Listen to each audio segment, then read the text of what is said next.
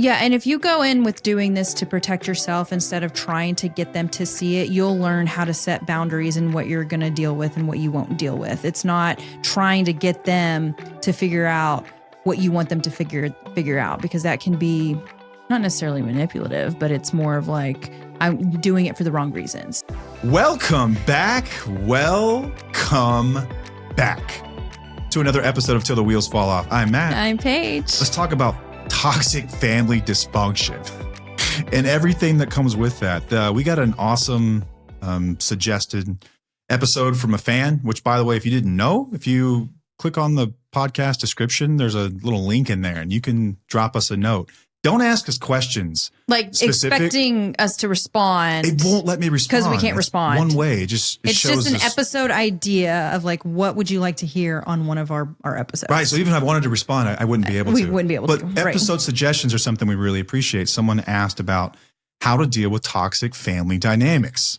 It's a loaded question. Protect the privacy of the person. I'm not going to read the entire thing, but what are we going to touch on? Man, everything. And with respect to my own family and our family, they don't listen. But if you are, I love you. And this is just information for other people. I just want people to know that, because I'm going to speak honestly from my own experience and Paige's own experience here. Yes. Because we have a lot of experience with this. We really do. And I think it's one of the most important parts of our story that we've never really discussed because it's tough to do.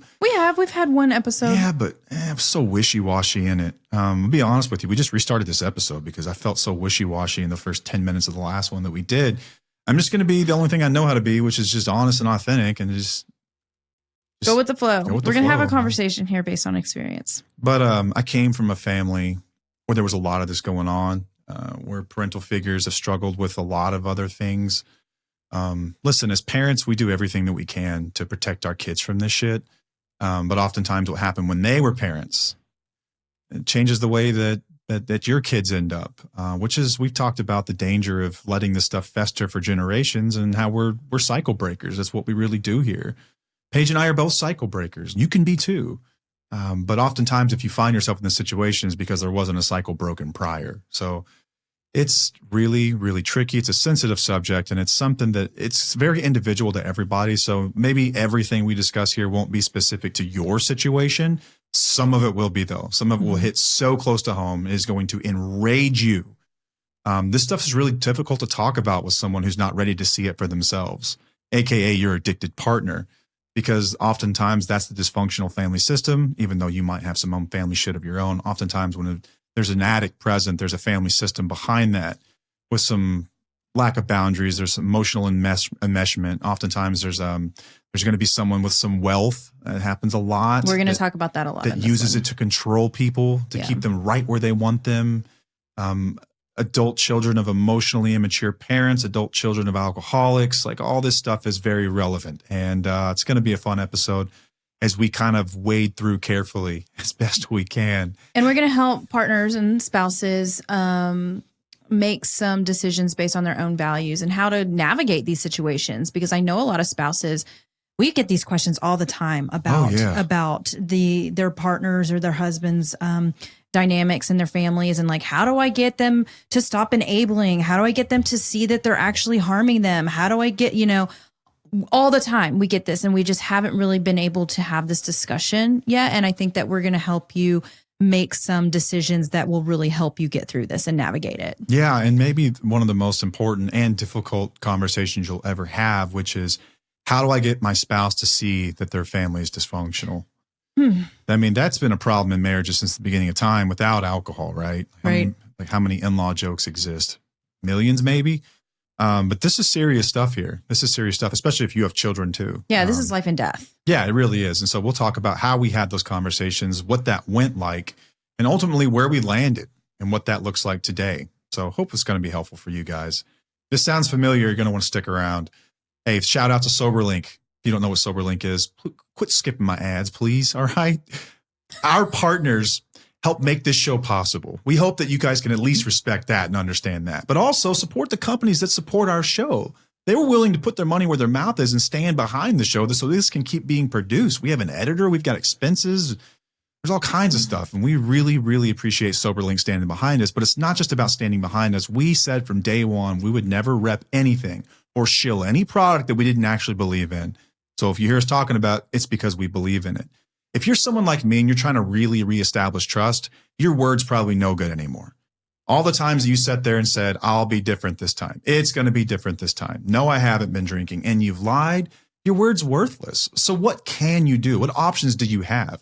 I've always maintained, and I still maintain, that the best apology of all time is change behavior. And it's change behavior over a long period of time that really rebuilds trust. But you know what can expedite that, especially in the early days? A tool like SoberLink. It's an accountability tool. You set up, like I would set up Paige. I would set up my friends that were really supportive of my journey.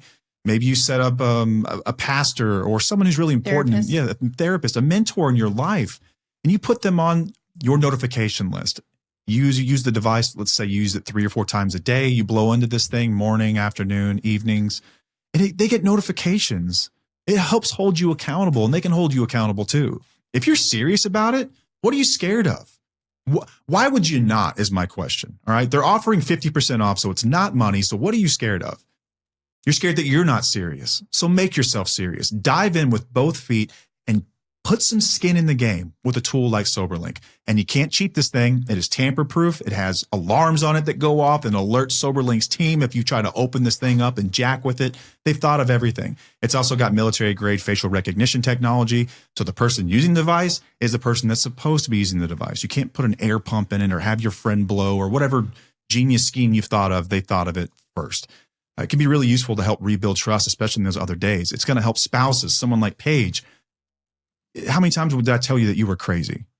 How many times do you think? A lot. A lot, right? Yeah. To the point where like you start to question, like, damn, Am I crazy? Am I crazy? Do I know if someone's bit. been drinking or not? Well, guess what? They're going to know now. They're going to know the difference between you just having a bad day and you being tired.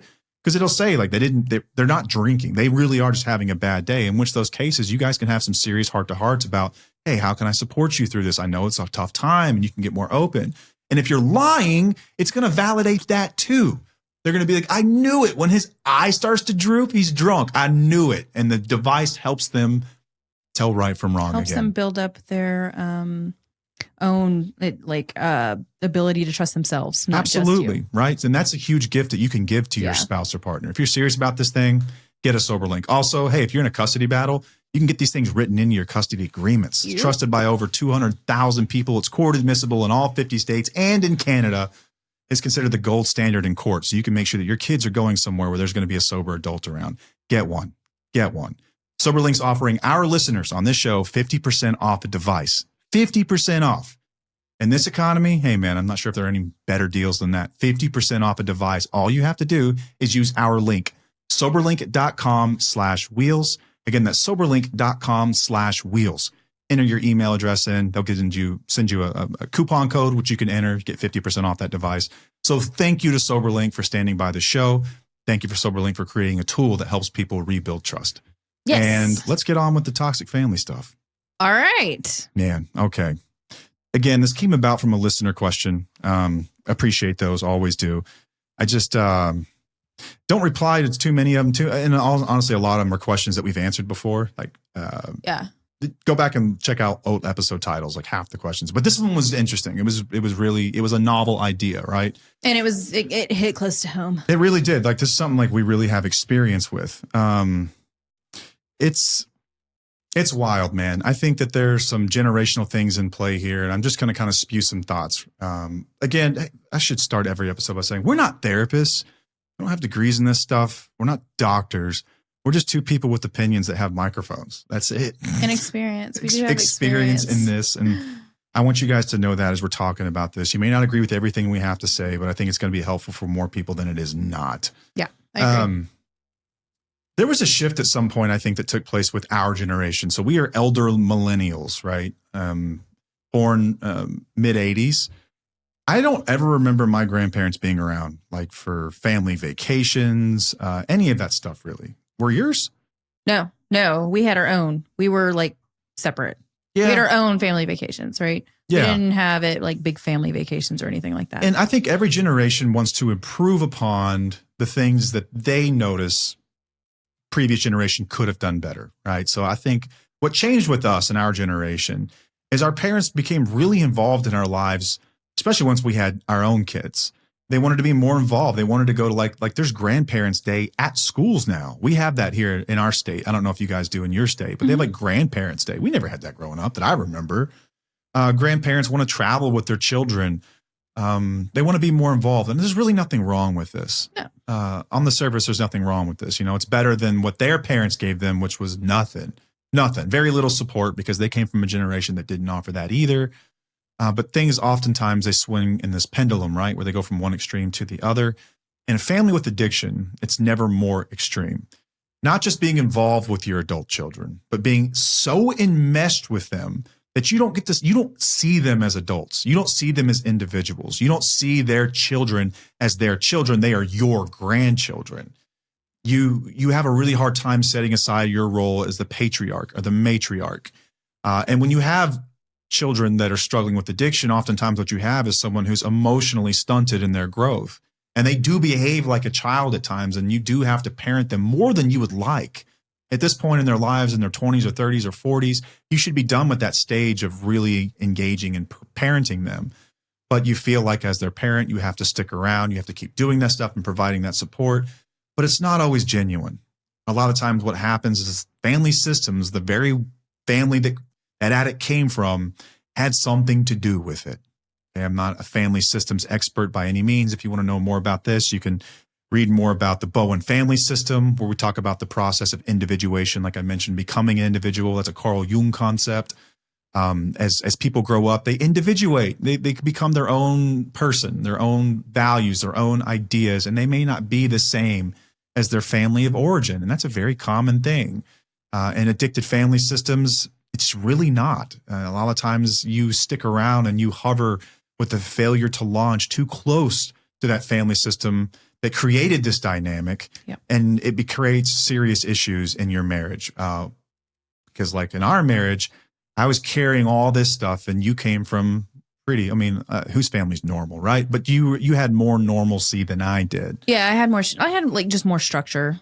Yeah, you didn't have enmeshment. No, I didn't. My parents actually encouraged us to be individuals. Like it was a thing of like, I'm raising you to live life. I want you to be productive members of society. You know, that's my goal as a parent. It's not to parent you for the rest of your lives, which I do understand. Some people have that mentality. And I feel like our goals as parents is not to necessarily parent our children for the rest of their lives, but I think that our roles change. It's more of like being mentors or something like that. Someone they can trust and lean on. Someone they can trust, somebody that they can talk to about any disagreements and stuff like that, and just be there for them. But I see where a lot of times that just those roles don't change. Like even adult parents look at their adult children as children and how they would control them. Yeah. And enmeshment is an interesting one. Enmeshment, it looks like closeness. It looks like a family that just, they're super tight. But if you've ever, for the first time you're around them, you're going to be like, something feels off about all this. And you're not really going to be able to put your finger on it. Yes. Because it looks like closeness, but it's actually control. That's really what it is. Coming from the parentals. Yeah. Healthy boundaries allow for disagreement. They allow for freedom of ideas. If there's quote unquote love that disappears when you set boundaries, that's not love. That's conditional compliance, if anything. And a lot of times there's that present, right? And as the spouse, likely the one who sees this, no one's going to catch more shit than you, because you're the one that sees the dysfunction. They don't see it. They're in it, remember? Even your spouse is in it. This is the system they were raised in. So when you bring it up, you're going to think you're having a fight about, oh, our families are just different. No, but you're fighting about something a little deeper, and they're not going to know that. It's going to cause some serious disagreement within you two. This shit ends marriages. Like, frankly, this is tough. And then I think you've also got like the work of Claudia Black or Buck? Black, Claudia Black. Her work with family like roles within an addicted family system. So you've got like the hero, you've got the golden child. That's like the parentified child, the one that tries to be the responsible one. You've got the addict, you've got the scapegoat, you've got like the mascot.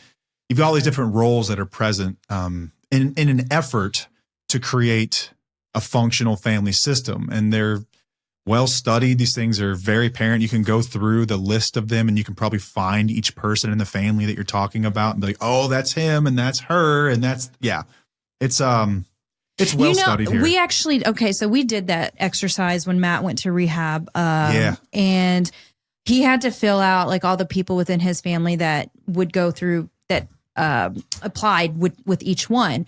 And I was thinking about my family and I was like, I can't do that with my family.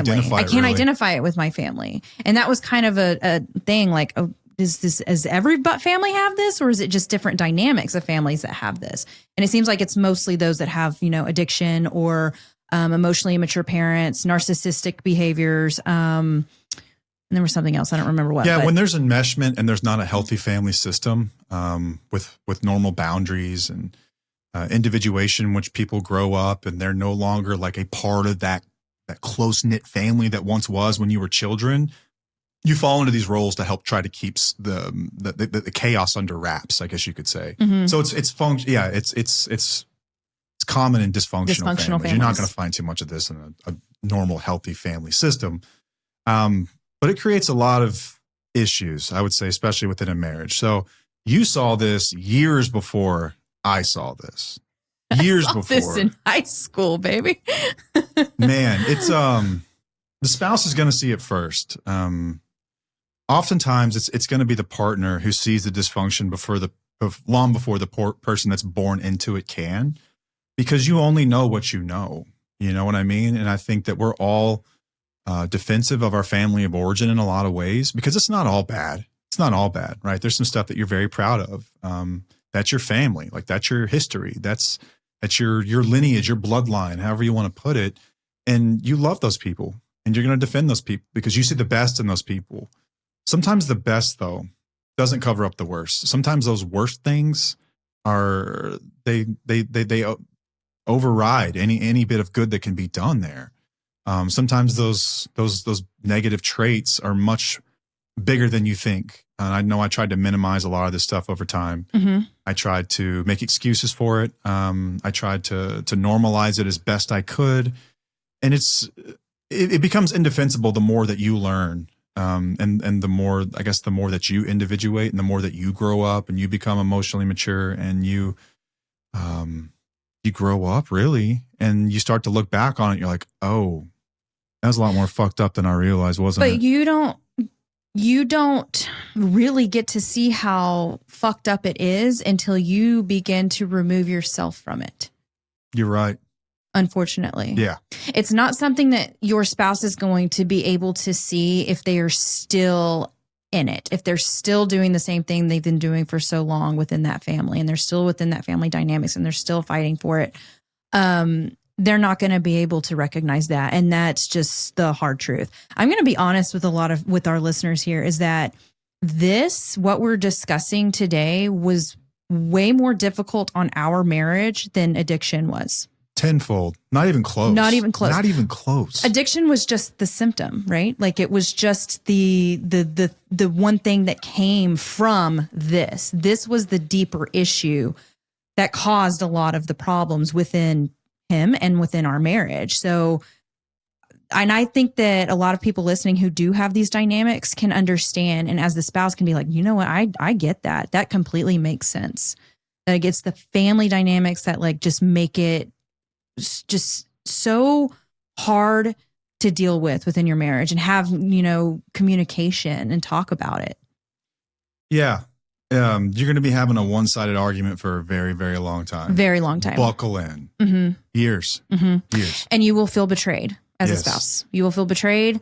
Not just from, we talk about betrayal trauma with addiction. Like I had a lot of betrayal just from this because I felt like anytime I would bring something up, like I was the bad guy. I'm the wrong one. I'm the one who needs to just deal with it and minimize it and normalize it and just be okay with it.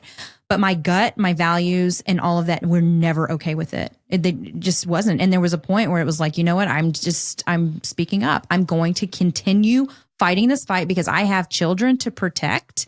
And that's when it became even more powerful. Yeah, man, I think that our generation, speaking of generations, I think our generation's been accused of being incredibly selfish about things. In that we set boundaries and that we do like to be seen as individuals and like, adults and kind of live our own lives and things like that. And I don't want people to misconstrue this and think that your in-laws are going to be perfect. And if they're not perfect, your gut was right. Listen, there's going to be some quirks that families have that aren't that big of a deal. Right. They just do things differently. That's almost the fun in it. If you've ever seen for sure. One of my favorite movies is My Big Fat Greek Wedding.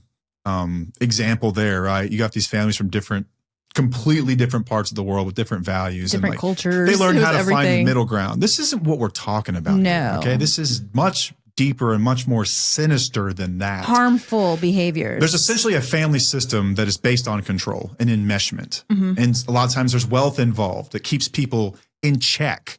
Yeah, and you're coming in as an outsider, completely unaware of how this operates. And your spouse is going to be unaware too. Like I was unaware of how this operated. You have inklings at times, but the more you spoke up, the more I saw. You will know it when you see it. Your gut will be screaming at you. Your instincts are going to be saying to you, this is crazy. I can't fucking believe this. It will come up. You're not going to be sure how to handle it.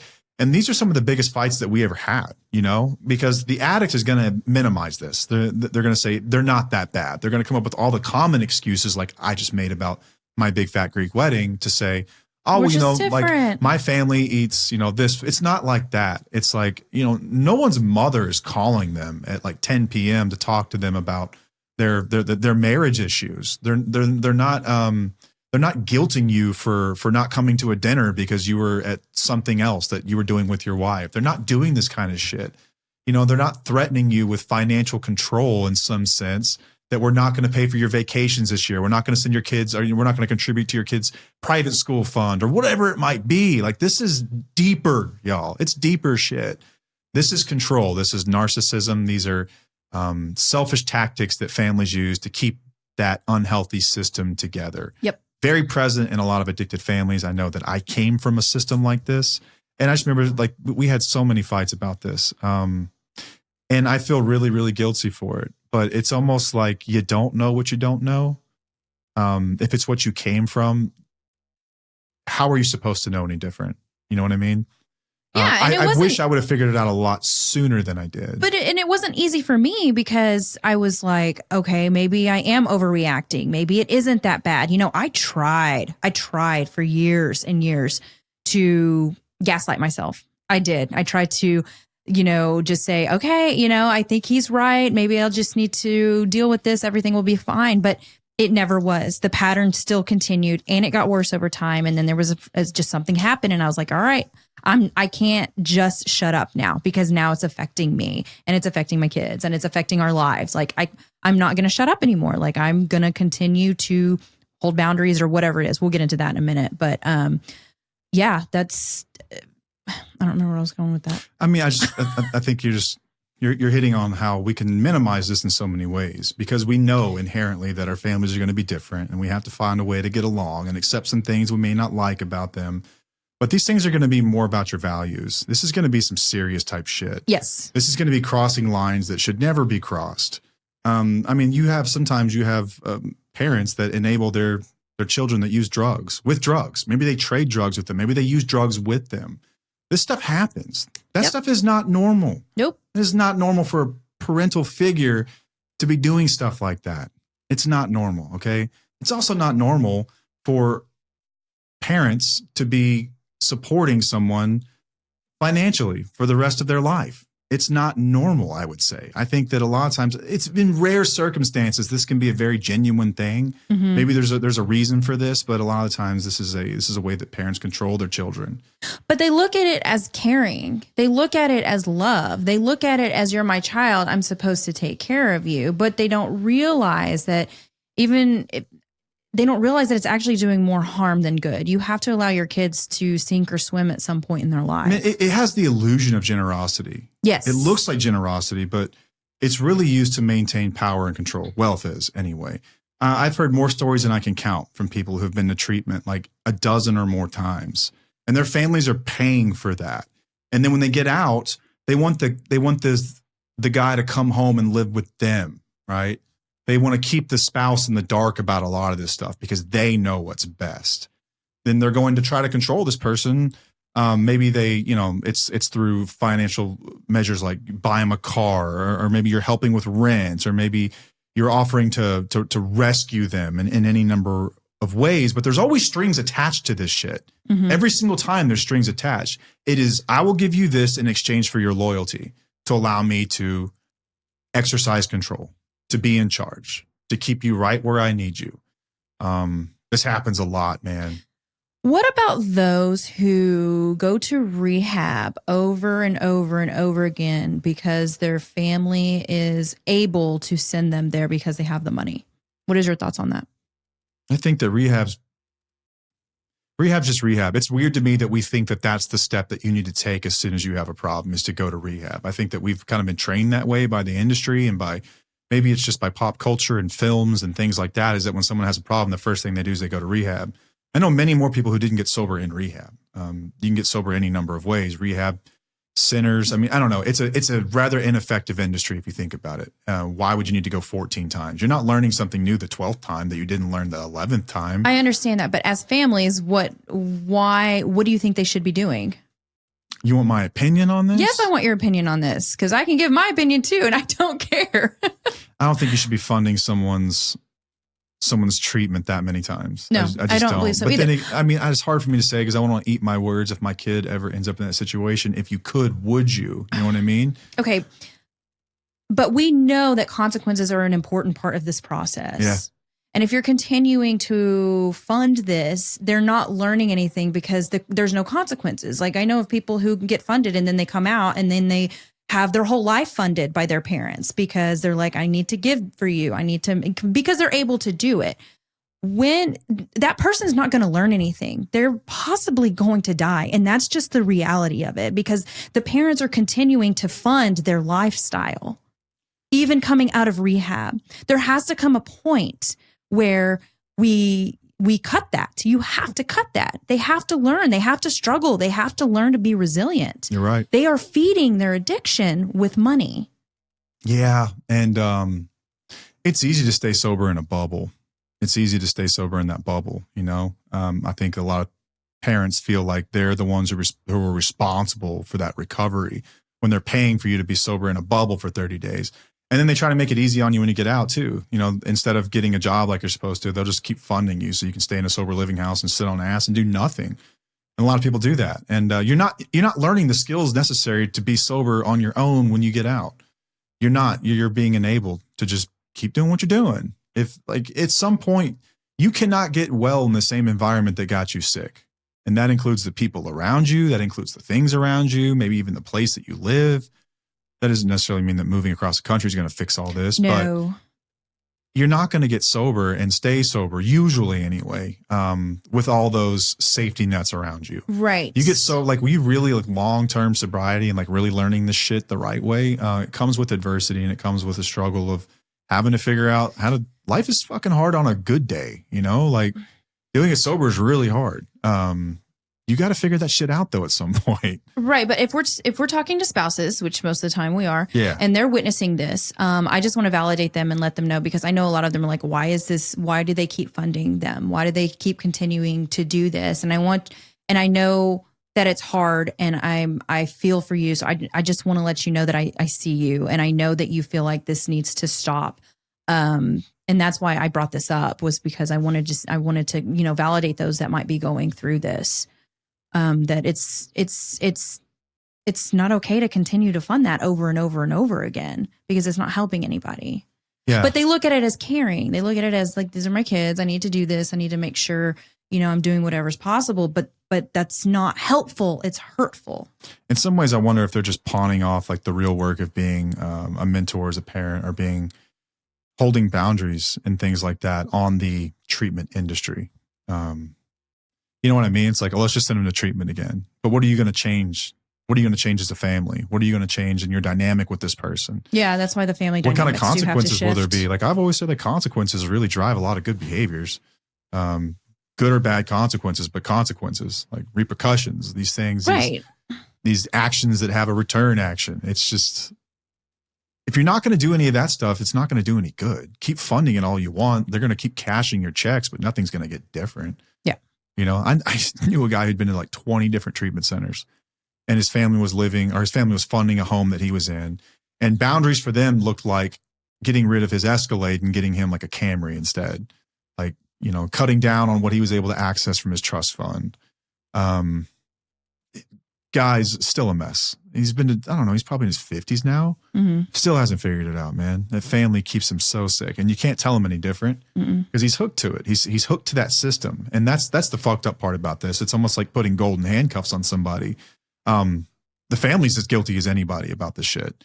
I know that I've talked about my stance on addiction. We're talking about the family of origin. I just want to make sure that we're family of origin so here. clear on this, because sometimes we think of, when we talk about families, we might think of like us. You know? The family of origin, man. The family of origin, like operating in a space they have no business operating in anymore. Like, that's an adult at this point. You need to treat them like an adult and stop treating them like a child. Dysfunctional family systems operate in a way that they've never really matured beyond, hey, these are my kids and this is how you parent kids. And a lot of times they use wealth as a way to not have to actually parent people. They use wealth as a way to control people. There's always strings attached with these kinds of agreements and arrangements, and it's beyond fucked, man. I remember going through stuff like this where there was always strings attached. Love and money were equivalents. And that meant, like, if you were given something, there was an expectation in return that you would then like check up on people more often. You would reach out, you would stop by, you would do any number of things that had nothing to do with the money. Like, you should never trade money for those things. Right. You should never, that should never be in the same sense. Like, if you're going to do something for someone to be generous, just do that with nothing, no expectation in return. But these systems don't work that way. It's transactional. Everything's transactional here. Everything's for sale, including your loyalty. Addicts who don't think for themselves, who aren't thinking clearly, who are incredibly immature, they flourish in these kinds of systems. They're not going to leave them on their own, especially while they're still using. Right. While they're still dependent. The only way to get out is to break free from that system. And that, like any other thing in addiction, has to be a decision of your own making. It's nothing that you can necessarily convince me to do, because God knows you tried. It's nothing that anyone else can convince them to do. They have to want it for themselves, truly have to want it for themselves. This process took a lot longer than not drinking. Oh, yeah. Like, this happened after sobriety. Like, I mean, it happened all the way through our relationship, but like the process of deconstructing everything, you know, like it happened years after sobriety. It wasn't just like while you were in addiction. We couldn't even touch that stuff. I would bring it up, but it didn't mean anything. I remember being told in the treatment center that I really needed to go talk about all this stuff. And I was like, nah, I ain't worried about that shit right now. I just want to get sober and get my life back in order. I want to fix my marriage. I want to do all that stuff. I'll get around to that stuff one day. It worked for you, but it didn't work for me. I think that was the problem, if we think about it, because you talk about doing the how, not the why. Yeah. But eventually you do need to deal with the why, or you're not going to really break the cycles of this demon within your own family. Yeah. And I feel like I'm still just being really wishy-washy about all this. So I came from a family where one of my parents struggled with addiction and mental health disorders, a lot of them. And I was kind of left alone a lot when I was a teenager and left to my own devices. I made some really, really bad decisions. There were no adults around. Me and another one of my siblings struggled big time with substance use disorder. And the relationship with my mother never really evolved beyond me just being her little kid. You know, she had her own problems, and my family had money, and it covered up everything. It covered up all the problems. You know, like going to treatment was just like it's another Tuesday in our house. Like, okay, someone's in treatment, and when they get out, you know, that person would get babied, and they would be enabled, and there was never any real parenting going on, because in my mother's mind, she couldn't handle rejection. So if you reject her, and then that's like, then you, in some ways, like you cut yourself off from the financial piece of it all. And then you deal with the emotional piece of it all, which is really, really difficult to deal with, because your adult mother shouldn't be calling you crying about all this stuff.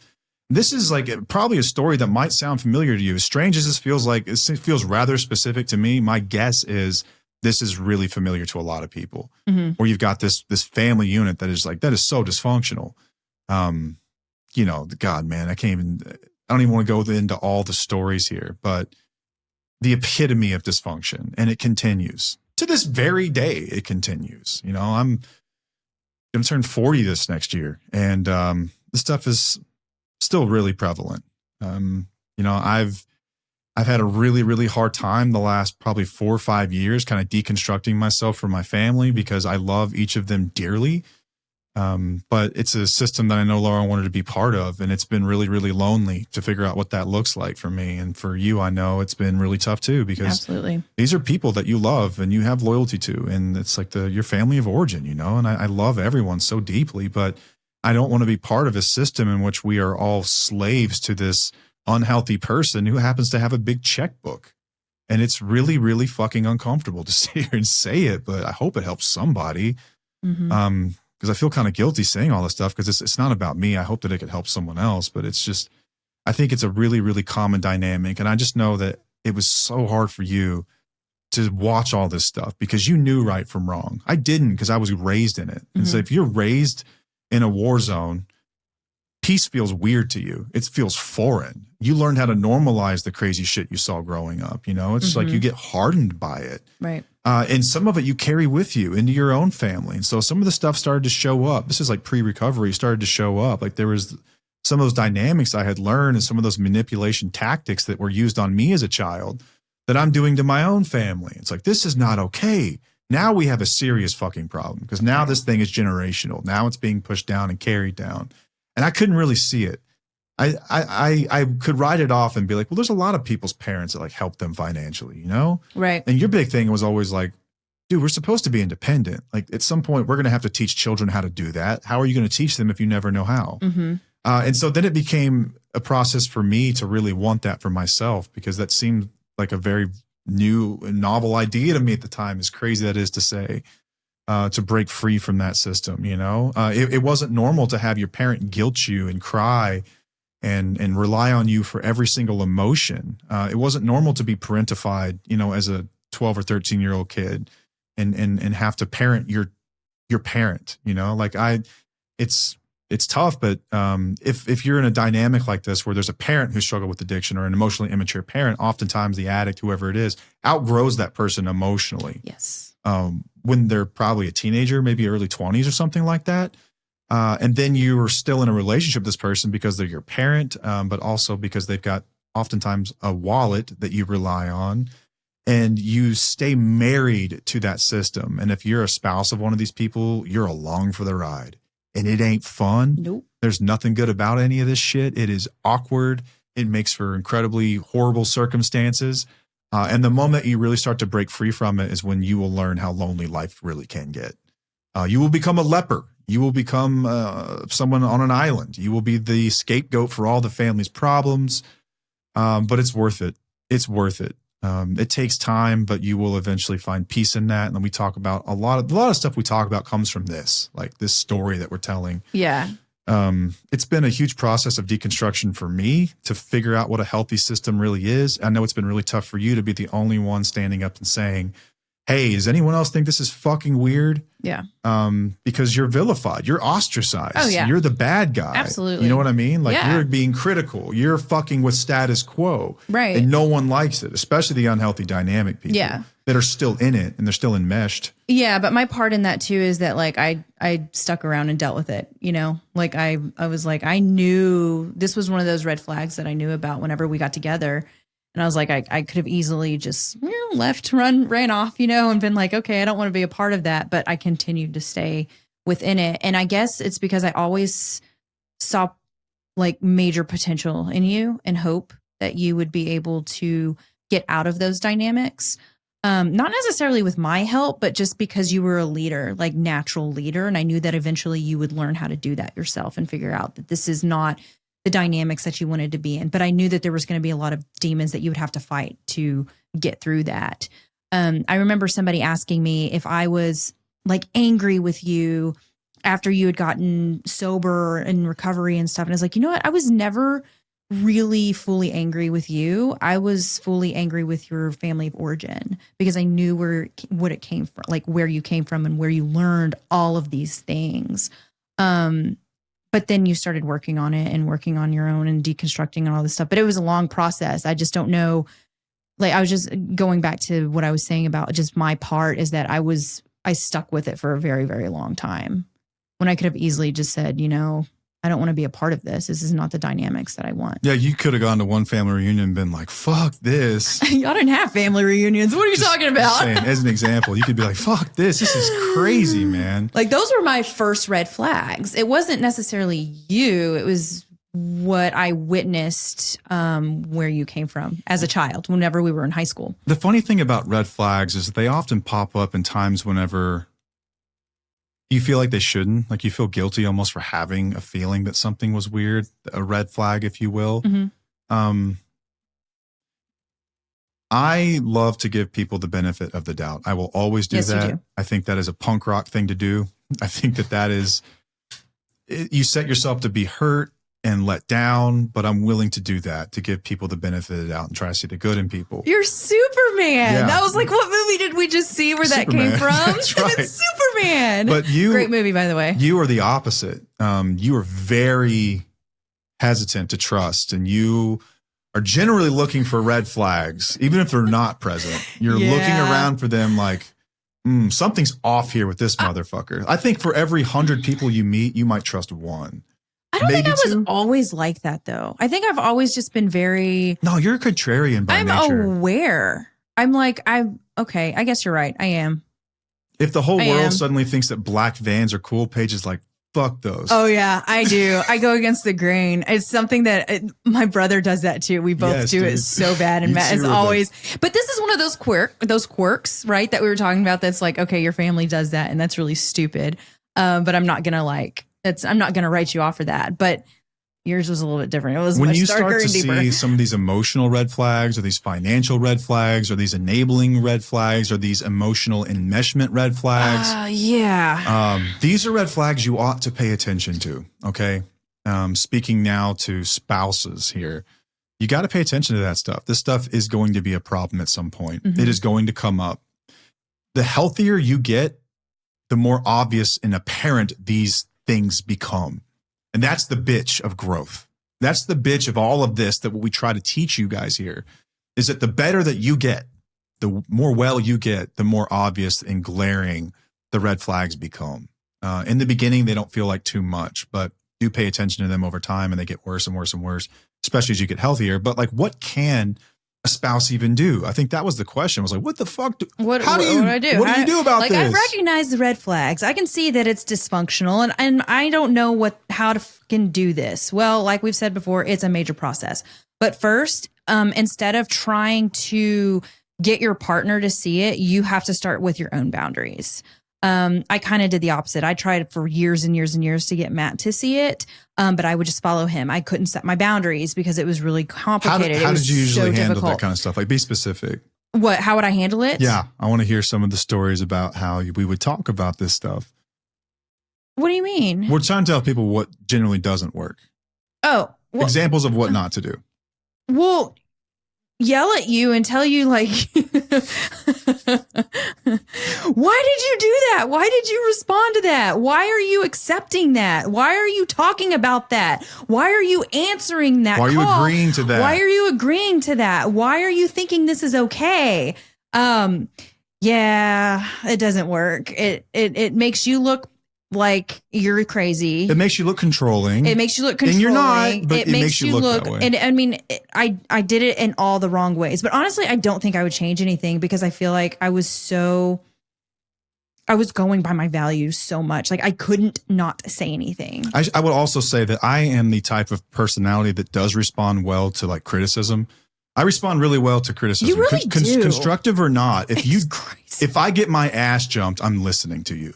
I'm going to listen. I'm Only gonna by hear certain it. people. But like, there are certain people you do not listen to true. who jump your but ass. it's almost like, you ever seen those dudes that chisel those statues like with a fucking hammer and a chisel? Yeah. That's almost how it works, is like you have to chisel it away little by little. So it does take 1,000 instances of this before you really starts to cement itself. Yeah. I don't think I would change anything about it either, other than the fact that we've had, it was a really touchy subject in our home for a really long time. And it still is to some degree.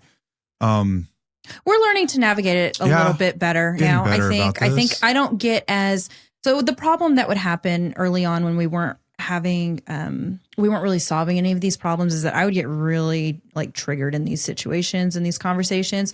Like he would bring something up and I would just like, I couldn't even control it. Like my body would just go into this trigger. Like I would get that adrenaline rush and I would feel like I'm going to lose my shit right now. And I'm really angry. And then it was very, very uncomfortable. And I did not like the way it made me feel.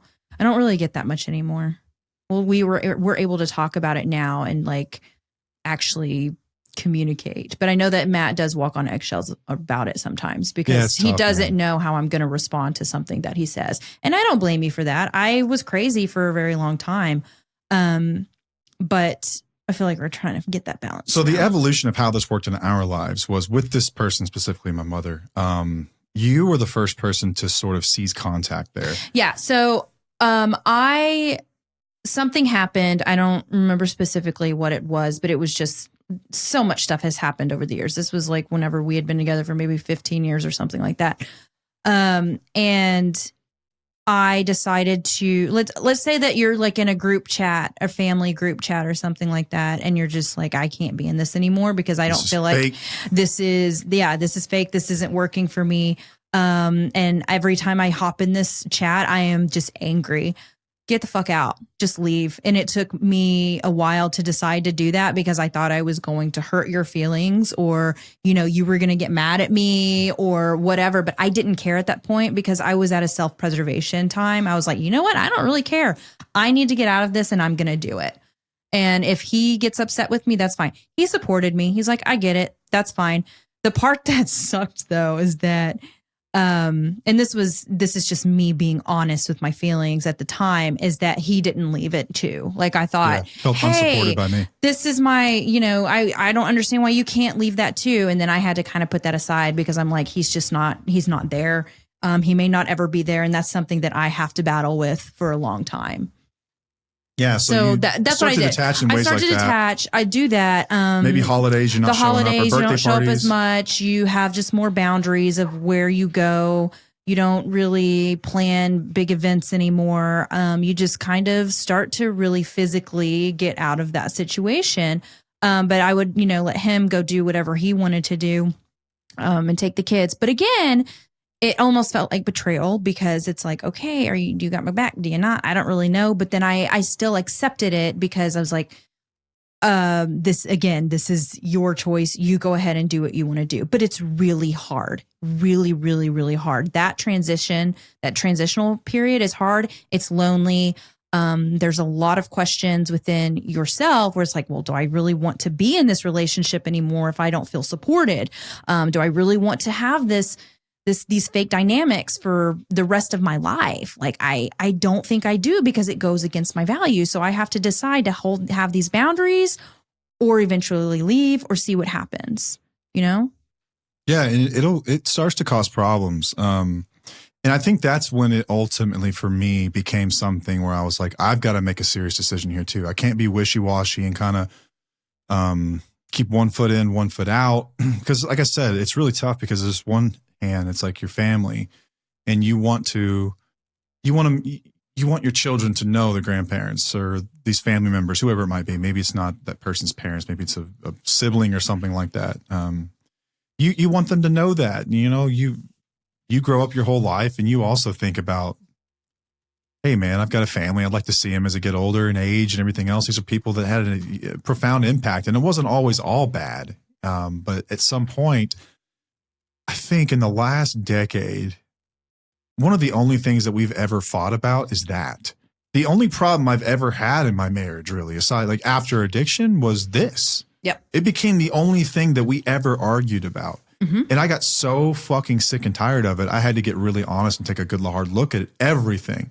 And so we went to therapy about this. We, marriage counseling about a lot of this stuff. And if you can work around it, go for it. It's a lot of work. It's very high maintenance. It's really difficult, especially when the emotionally immature person, that parent that we're speaking of, doesn't take boundaries well, doesn't understand nuance whatsoever.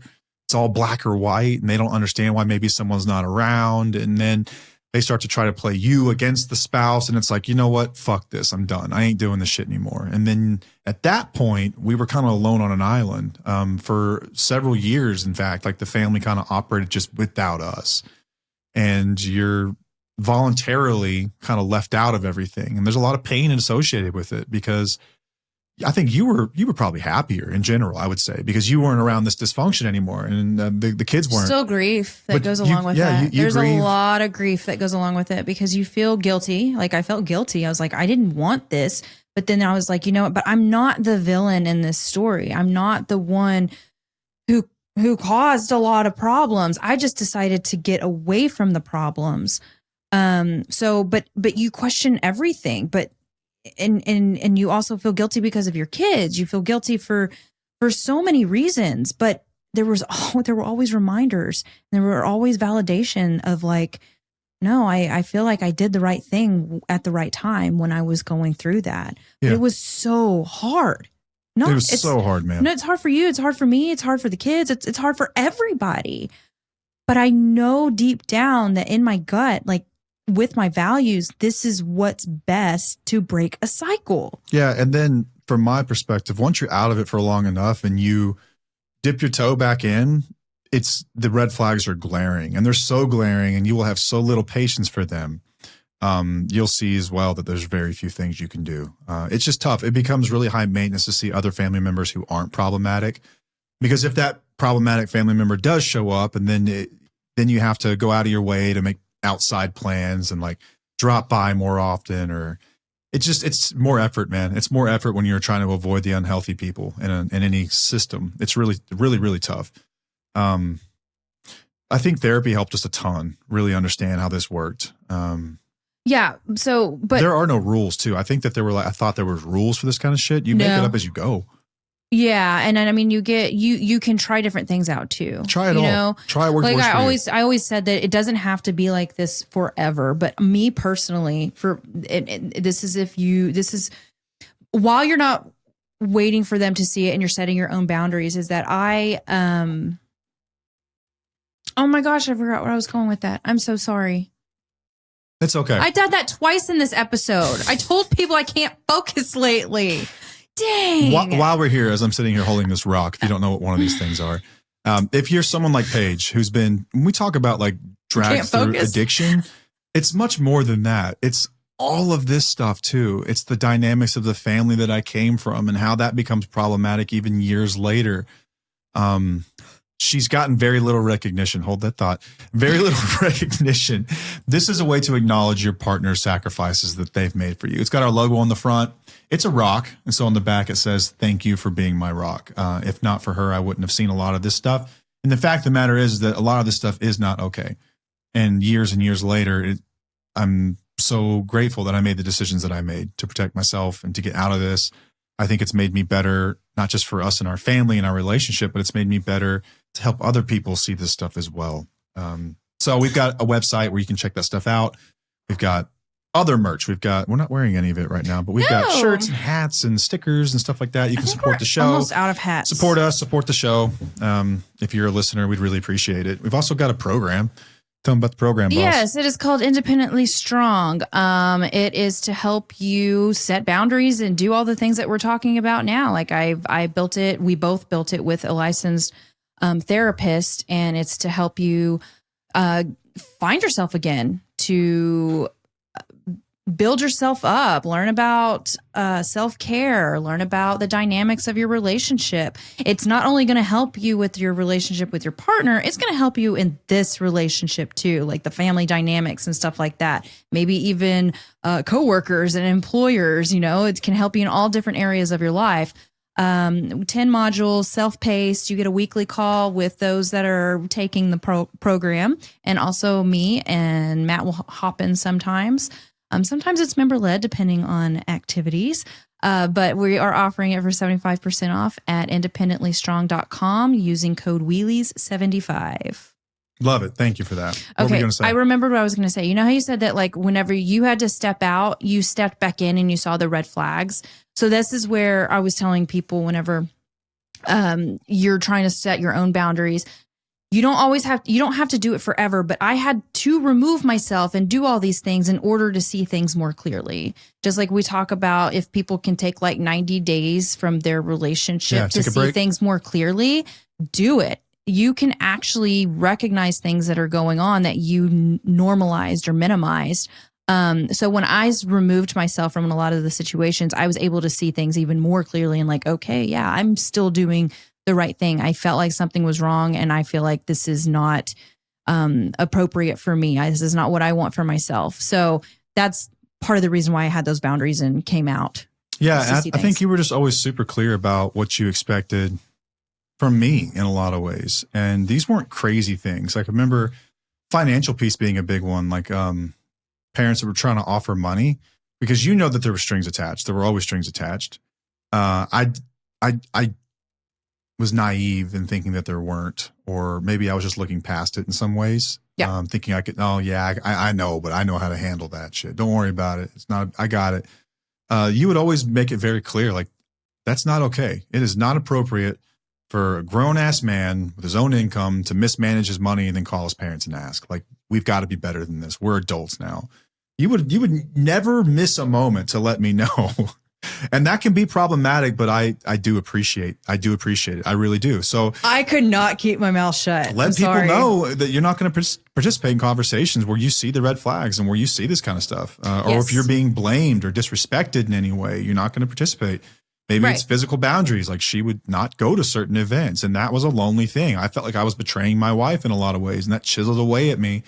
As I'm trying to like walk the line between the two worlds, and it just became the point where it's like, I had to make a choice at some point. Yeah. And if you go in with doing this to protect yourself instead of trying to get them to see it, you'll learn how to set boundaries and what you're going to deal with and what you won't deal with. It's not trying to get them to figure out what you want them to figure out, because that can be not necessarily manipulative, but it's more of like, I'm doing it for the wrong reasons. Do it for yourself. Do it to protect yourself and your children, not to get them to see what you want them to see. But you can encourage them to do things, which I think I did. And we talked about this earlier, like go to therapy and figure out your family of origin, like the dysfunction, like talk about your family. Go do something like that. There's nothing like watching a therapist's jaw drop as you tell what you think is a normal family story.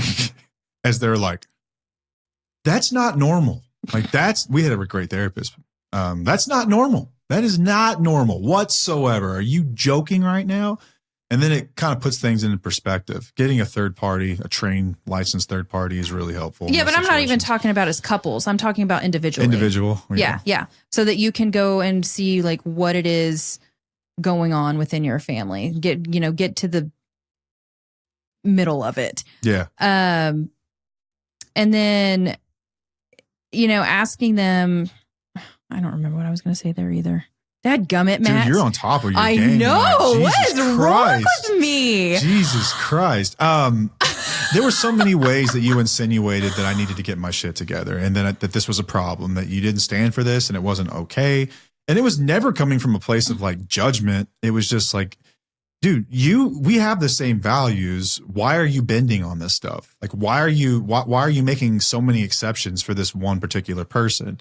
And dude, it caused friction. It caused fights. It caused problems. We fought all the fucking time about this. It was constant. It was the only fight that we had. We get along amazing. We don't fight about anything except for this. So as a spouse, my advice anyway, what worked for us was don't shut up. Don't be quiet. Don't be complicit. Don't just let it go. Don't enable it. If you have a problem with it, say something about it. And you're going to have to explore what that means for you. Maybe it's not what Paige did and just being like, hey, bullshit. I call bullshit. Maybe there's a softer, more gentler approach that you wanted to take. Maybe there's something that you could do.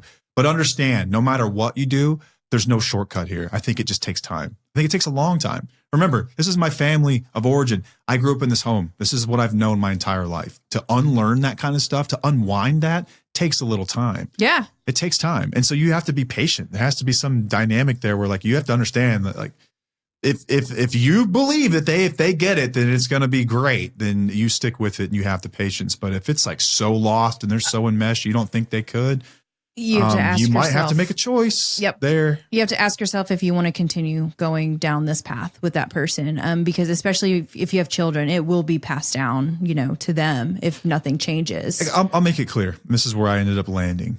Your immediate family. This means your wife, your children come first. End of story, period. Yes. That is it. That's the easiest way that I can put this. That comes first. Okay. If you are defending dysfunctional people to try to keep peace in a family, your family, that is a problem. And I didn't see it that way for a long time because there's loyalty, there's love there, there's care, there's acknowledgement, there's understanding things that maybe your spouse doesn't, but it doesn't make them wrong and it doesn't make you right. It doesn't. You have to make a choice. It is black and white. You guys know me by now. I'm not a black and white person, but your immediate family comes first. That is what matters, especially when children are involved. I defended my family to the end of the earth, and to some degree, I still do. But over time, I began to wake up more and more to what was really going on there. But once you get out of it, you can really see it. Like I said, you have to kind of take a step back for a little while, and then you see it. And unfortunately, I was proven right about a lot of these suspicions. You were proven right about a lot of these suspicions that we had. And man, it was tough. So maybe you go low contact first. Maybe you go no contact, whatever it might be. It doesn't mean that you're being disloyal. It just means that you're refusing to perpetuate this dysfunction. You're not going to participate in it anymore. There's nothing wrong with that, man. It's just really tough to do as a couple. I know because I didn't want to go along with it for a very long time, and you had to do it on your own for a long time, and that's going to cause friction. It feels like you're right. It isn't supportive. It lacks loyalty. But you were also really gentle and always very understanding with me, and because you understood the nuance too, because we grew up together. Remember, this wasn't like a family you married into at 35. Right. We were teenagers together. You were in those homes. You understood. But one of the hardest things too is it made me question if I was right for you. Like maybe you would have been better off with somebody who had similar dynamics in their family, to where they would be more understanding of what was going on. But then I think that, oh man, that might kind of be a shit show if you were with somebody like that, because then you would just enable each other in a way. But then I'm like, it was one of the hardest things that I've struggled with a lot is just, am I right for you? Because I don't know if like, this is my values. I think we might have different values when it comes to the family stuff. I wouldn't have stuck around if I didn't know it was good for me in the end. I guess. What is life without challenge? Challenging your belief, challenging your preconceived notions about things, previously held ideas. What is life without challenge? I personally value that quite a bit. And so I like to have people around me that do that, that don't let me get away with anything. I've always loved that. But then I fear that you will resent me one day for having these boundaries and for standing up for myself. No, I don't think it really works that way. Not in our case anyway. Could that work in someone else's? Yeah, maybe it could. Maybe it could. If you could just be a little more chill about shit, then we'd be fine. And we wouldn't have any problems. But at the end of the day, it didn't fix the problem. Being quiet doesn't fix the problem. No. Not saying anything doesn't actually fix the problem. And remember, if you've got children here, you have all the right in the world to defend those children, to make sure that they don't fall into that. They don't see that stuff. They don't pick up those patterns. Remember, we're trying to break patterns. We're trying to break generational cycles here. And that requires someone to stand up and say, I call bullshit. And that is what it is, man. It is what it is. I'm not going to resent you for it.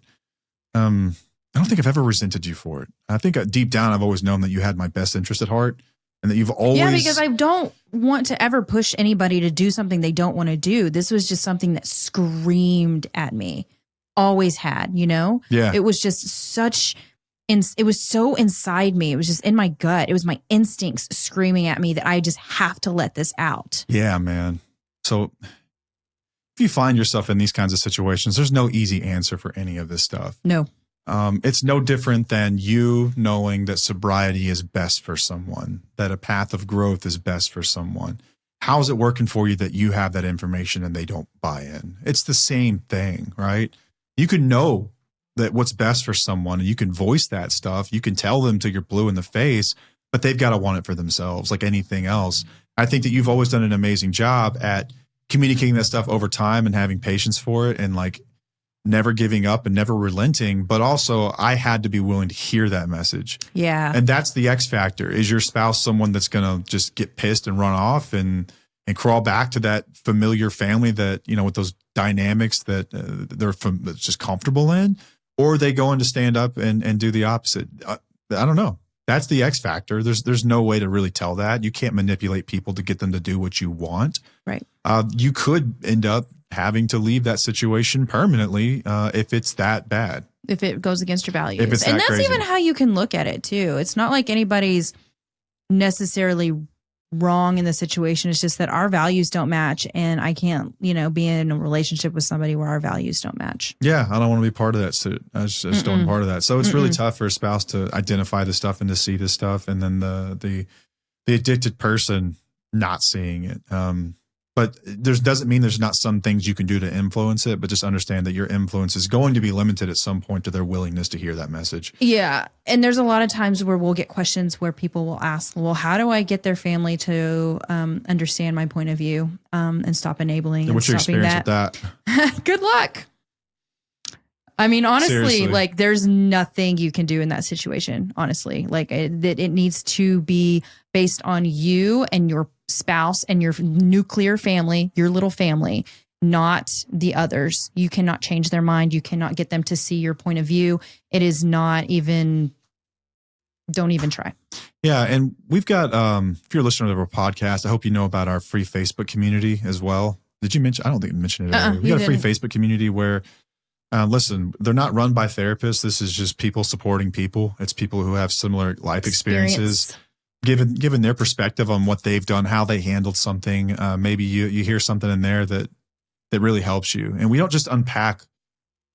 We unpack life in those calls. We unpack everything. It's not just about your addicted spouse. Maybe you just need to vent sometimes, but we're talking about this stuff too. It can be really beneficial because no one gets it. No one gets it. You talk to your neighbor up the street about this stuff, they'll be, oh yeah, my in-laws, man, they keep bringing the wrong dish every Thanksgiving. Like, no, dude, I got real fucking problems. Like, no, we're talking about real problems.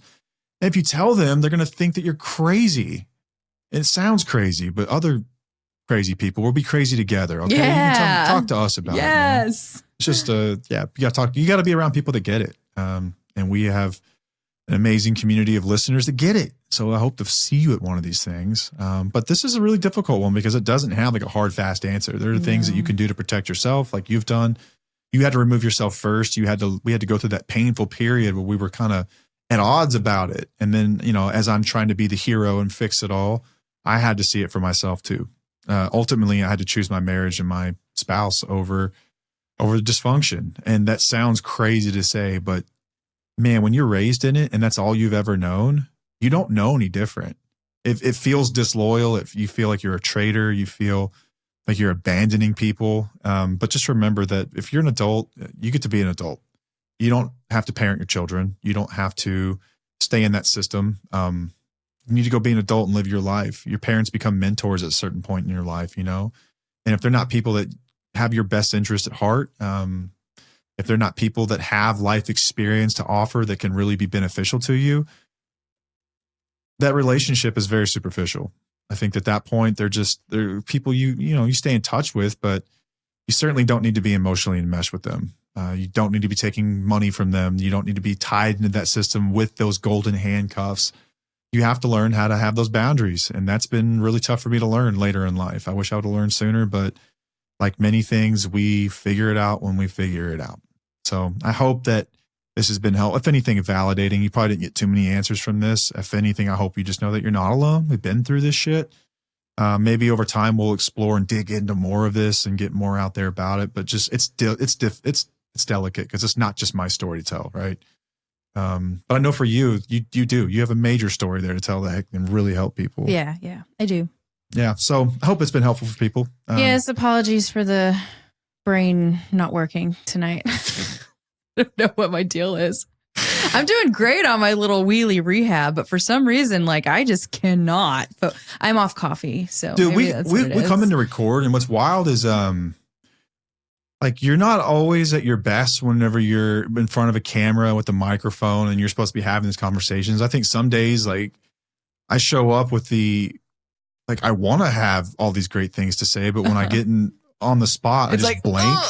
And then an hour after we release the episode, I'm like, shit. Oh, I should have said that. I do that all the time too. I man. do it. Yeah. So anytime you guys listen to these episodes, like you're getting about 10% of what we really meant to get out. So but I still hope that they're helpful. One day, and I've wanted to do this, I wanted to just record like our pre-show discussion because I feel like our pre-show discussion is so good. Like we just kind of just have a conversation. Just let it fly. But then when we're in here, it's like, we try to structure it in a way that makes sense. I think that's what it is. And sometimes when we're talking about it beforehand, it makes sense, but it's not as structured, I guess. Yeah, for sure.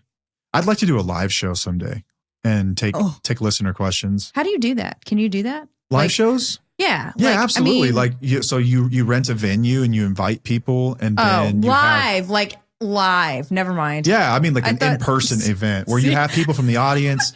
They have a microphone that's tied to the system and they ask questions. Okay, yeah, I get it. What the hell were you thinking? You were explaining it to me as if like I was some random person asking you. But as your wife, you should have been like, what do you mean? How would you not know what the fuck a live I want to know what you thought I meant.